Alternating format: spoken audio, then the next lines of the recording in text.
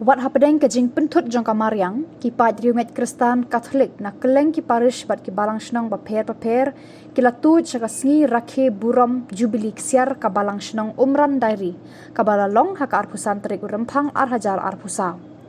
Hakate kasngi lapen mentaya ka mas bukho de Reverend Pada Richard Majau, Vicar General ka Shillong Archdiocese, hakajing dan lang Reverend Pada Pius Syadap, Parish Priest ka Sining Parish, Pada Tobias Karap Kenta, Parish Priest ka Laimer, Pada Robert Majau, bat kiwe ki Lingdo, ki Brodar, ki Sistar, bat ki Bahalor, ki Balasha Khot Sngob hakan ni kasngi. Habab harya ya kaktian ublay, upada Richard Majau ula banjur baki pat riunget ki dei bandong barabor ki bayateli bat ya iik ya ki kam tam haka Balang.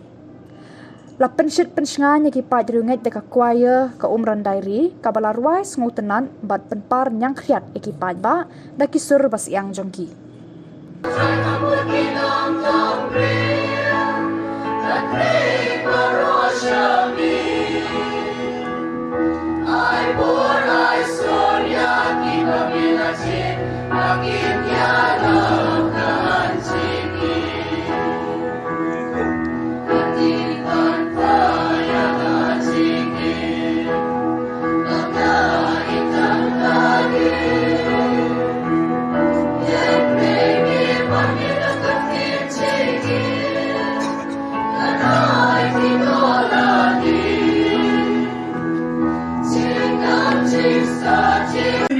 Man sedang ni kini ke Balang Shnong.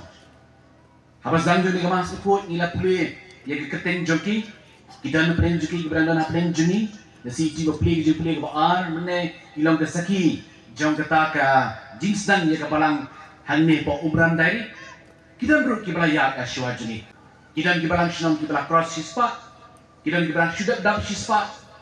Bat kawin ke mengikut benong. Kecil jumpi, kecil tuli jumpi. Kadai ke bentar ke bangsa.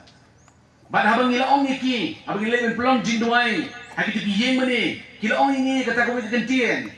Hoon, ngisno benut banyak lan, bala ke jong ke parish kemila jong, kabang ilaim.